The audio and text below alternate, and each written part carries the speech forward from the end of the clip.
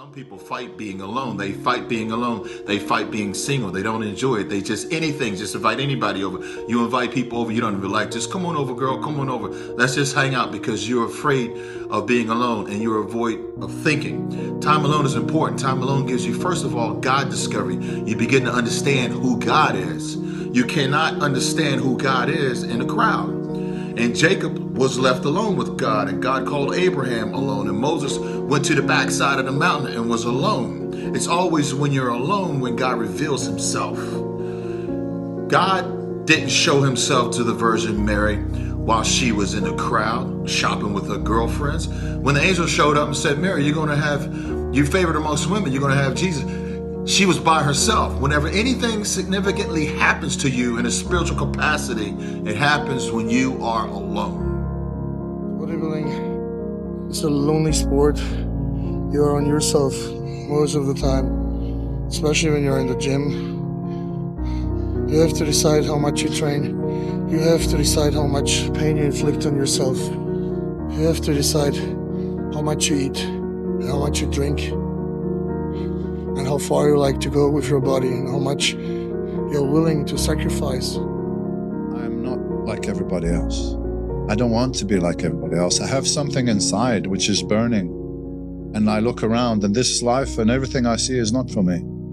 I'm supposed to be something different.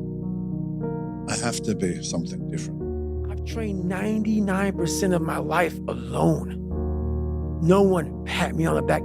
I did all of the work alone. And I never ran from anything because I didn't have nobody to go to. I've always had where I'm going. Home to get me. Ain't nobody there. Right. I promise you guys, success is the loneliest road out there. It's you and your shadow at the end, because it's too fucking hard. People don't want to be around you because you cause them to have brainstorming of their failures and shortcomings and how they could have been like you, but they failed. And then if you're a nice guy, they hate you even more because you're successful and nice, and then they hate themselves for hating you. But they're just hating how they ran their life because they sold their soul early in life. I used to always feel lonely, but now I love being alone. And those are two very different things, being lonely and being alone. Lonely is when you can't handle the voices in your head, or you can't handle being alone with yourself and actually sitting yourself down and looking yourself in the mirror.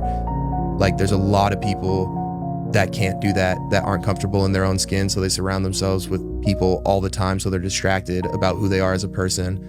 And that was me, and I distracted myself not with other people but with substances. And then once I started to figure myself out and kind of grow into my own skin, now I love being alone, but there's still that thing in my head that's just always like, you're not doing good enough. I'm not like everybody else. I don't want to be like everybody else. I have something inside which is burning, and I look around and this life and everything I see is not for me. I'm supposed to be something different. I have to be something different, and I'm going to change my life with bodybuilding. The more time you spend alone with yourself, the more time that you will be able to understand who you are. When I mean understand who you are, I'm talking about without any outside interference, without any friends, without any peer pressure of wanting to be like someone else. The more time you spend alone, you're going to figure out, okay, what your purpose is. And I say that because of this. God will talk to you. You start seeking in those moments of not having any outside distractions. What happens is things become clear. Clarity sets in. And you're able to make decisions not based on what you saw that day or what you heard that day or what that person may have said to you.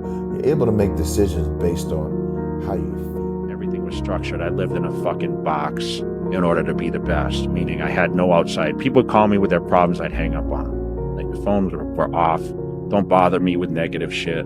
And I just went at it. I never was the most genetically gifted guy on that Olympia stage, but I trained my ass off, and I knew how to diet, and I was always on track with everything. I can't tell you how many times I've been on my own, man. Filled, man, filled. Self-doubt, wondering me. Times I don't want to go back to, I'll tell you that much. Times that was so taxing on me. It could have gone either way. They were that intense. I get a little fucking emotional on it, man. I don't want to go back to them because they took everything I had. And at the end of the day, I was still standing. And once still standing on that one time where I committed myself to something. I didn't just say I was going to do it, I fucking did it. I backed my words up with the action I went for. No matter what the cost were, I saw it through. Even though it took everything I had to crawl my way to the finish line, but I finished that line. Pride came in. Self-worth. A building block nugget of life that I could stack up to create the character of morality, integrity, and dedication to face any adversity that this fucking society throws at me. That's the seed. That's the building block that will make or break every reality dream into that forefront. It turns the dreams into a walking inspiration for others and a reality that you can put it on the mantle one day and remember yourself. Life isn't fair at all. At all. So what are you gonna do about it? I knew that no one was coming back to help me. No one was gonna miracle me to be somebody special. All my situations were on me now. It's solely on me. It was on me. And that's what you have to realize.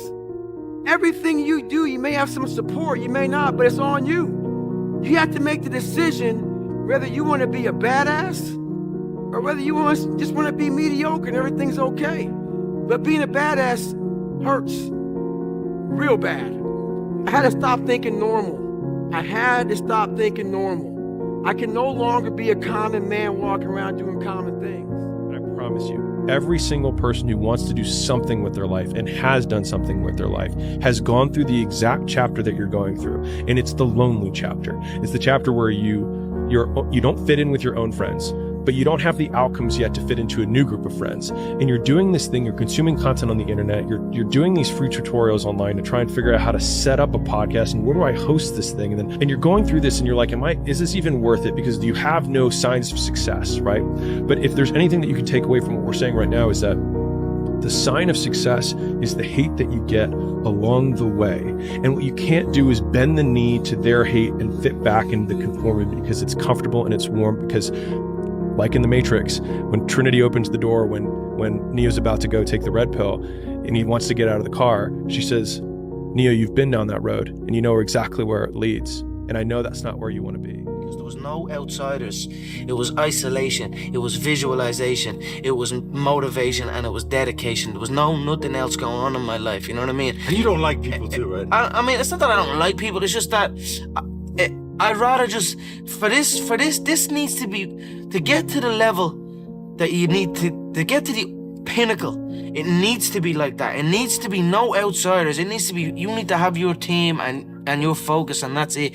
I don't need friends that aren't involved in this game or that aren't on the same path, you know what I mean? Because it's just not, it doesn't make sense. It's 2 a.m. right now. No one here. Mano to mano, me and you, and where we want to go tomorrow.